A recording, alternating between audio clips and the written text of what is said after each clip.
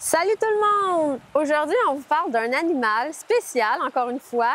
Mais là, je te gage une pizza, on va dire. Je te gage une pizza que tu connais pas ça. Hein? C'est quoi? C'est quoi?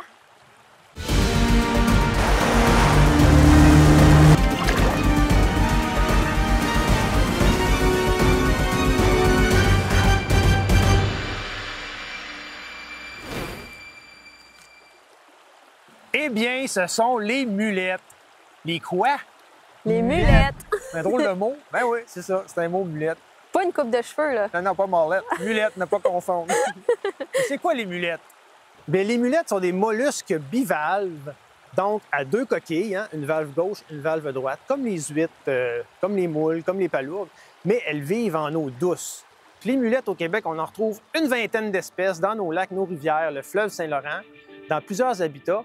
Donc, ce qui est particulier avec les mulettes, contrairement aux moules, hein, ne pas confondre. Les gens souvent disent des moules d'eau douce, mais c'est faux. Les moules d'eau douce, au Québec, il n'y en avait pas avant l'arrivée de la moule zébrée, de la moule quagga, qui sont vraiment des moules. Mais ce qu'on a d'indigène, ce sont des mulettes. Donc, les mulettes ont un pied, c'est-à-dire un organe musculeux qui fait partie de leur corps et qui leur permet de se déplacer au fond de l'eau. Les moules ne se déplacent pas. À l'âge adulte, les moules, qu'elles soient en eau salée comme nos espèces indigènes ou en eau douce, elles sont fixées à un byssus. Donc, c'est comme des cheveux qu'elles vont sécréter. Elles sont fixées et ne bougent plus. Vous remarquerez aussi les moules, peu importe que ce soit des moules d'eau salée ou des moules d'eau douce, leur coquille est plate sur le dessous. Donc, ça épouse la forme du substrat sur lequel elles vivent. Leur larve s'appelle une véligère et la petite larve va être libre dans la colonne d'eau. En opposition, les mulettes, leur larve s'appelle des glochidies. Et là, ce qui est vraiment fascinant, c'est que les glochidies sont obligés d'aller se fixer sur un poisson pour compléter leur stade. Donc, il y a certaines mulettes qui vont être pas trop difficiles, qui vont pouvoir s'accrocher pas mal à une grande variété de poissons. Mais il y a d'autres mulettes qui sont très sélectives, même certaines qui vont devoir choisir une espèce de poisson en particulier. Et ça les rend plus vulnérables parce que si le poisson, les populations chutent ou il y a un problème, bien, la mulette, obligatoirement, elle va suivre le déclin du poisson. Fidèle à notre habitude, on va donc profiter du fait qu'on est en milieu naturel pour fouiller et essayer de trouver des espèces intéressantes. Au Québec, les mulettes sont protégées par la loi, donc on ne peut pas les ramasser quand elles sont vivantes, on ne peut pas les pêcher, on ne peut pas pêcher avec, on ne peut pas les manger. Mais ce qu'on peut faire, c'est partir à la recherche de coquilles vides comme ça. Ça, on peut. D'ailleurs, c'est une belle activité familiale à faire. Nous, on a une grosse collection de mulettes.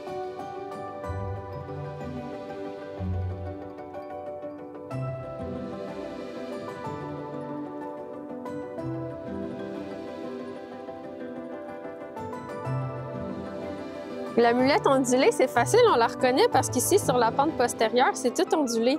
Moi, ça me rappelle vraiment des pâtes de lasagne ou des chips Ruffles.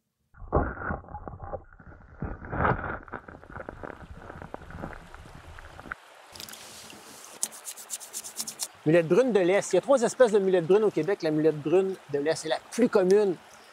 Facile à identifier, en fait. Elle a la nacre, c'est-à-dire l'intérieur, ce qui est lustré, violacé quand la coquille est récente, sinon ça devient blanc. Et sur le dessus, elle est brune, variable, avec, sur la pente postérieure, un angle. Ça, c'est la mulette que vous avez sûrement déjà vue si vous regardez pour les coquillages. C'est vraiment la plus commune dans tous les habitats, on la retrouve presque. Nous, là, on cherche dans l'eau, mais des fois, il y a des animaux qui vont nous faciliter la vie parce que certains animaux vont manger les mulettes et là, ils laissent les coquilles vides sur le bord de la rivière. Fait que ça fait un gros tas de coquilles. Puis ça, là, c'est une manne pour les chercheurs de mulettes comme nous. Ici, Moi aussi, il y en a une là, mais elle est cassée. elle est cool, j'ai les 2 valves. Ah! La nacre est belle à l'intérieur! Il faudra juste la nettoyer. Fait que souvent, quand on trouve les coquilles comme ça, évidemment, sont sales. Donc, nous, on prend une brosse à dents. Pas la mienne, là. Non, la mienne. Une brosse à dents usagée, puis on les frotte pour les nettoyer. Comme ça, on va voir un peu plus les critères.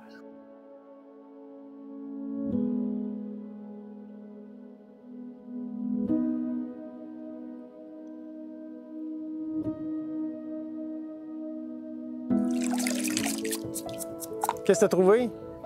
Je pense que c'est une mulette cordiforme. Oh, ça là, Je vais regarder les dents, là. Eh ouais, ses dents sont fortes. On l'a pas dit encore, mais une mulette, ça n'a pas des dents comme nous, mais ça a des structures qu'on appelle des dents, même si c'est pas des dents. Fait que, vous voyez ici l'espèce de grosse bosse, là, puis là, ça s'emboîte quand la mulette est fermée. Puis il y a l'espèce de ligne ici aussi, là. C'est ce qu'on appelle les dents. Oui, c'est ce qu'on appelle les dents, puis ça permet d'identifier les espèces de mulettes ou de valider l'identification, parce que des fois, juste avec la coquille, on le sait. Comme celle-là, mulette cordiforme, là, c'est pas les dents là, qui m'ont dit que c'était une mulette cordiforme. C'est vraiment, je l'ai reconnue parce que c'est une mulette qui est très massive. Puis si vous voyez ici, là, quand on la ferme comme ça forme un cœur. Elle est très épaisse, puis elle est pesante, là.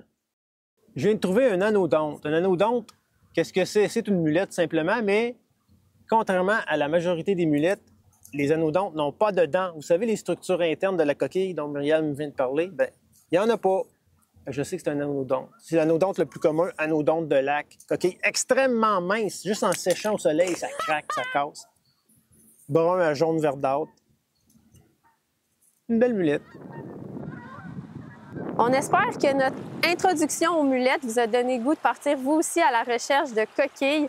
Pour vous aider, on vous a fait une affiche avec les espèces de mulettes les plus communes. Parce que nous, ça nous rend vraiment triste que les mulettes ne sont pas plus représentées que ça. Ouais. Donc, on vous la donne. C'est gratuit. On vous met le lien. Vous pouvez la télécharger. Puis ça va vous aider dans vos recherches. Un poster sur les mulettes, les espèces les plus communes. Avec les noms français, évidemment. Oh yeah!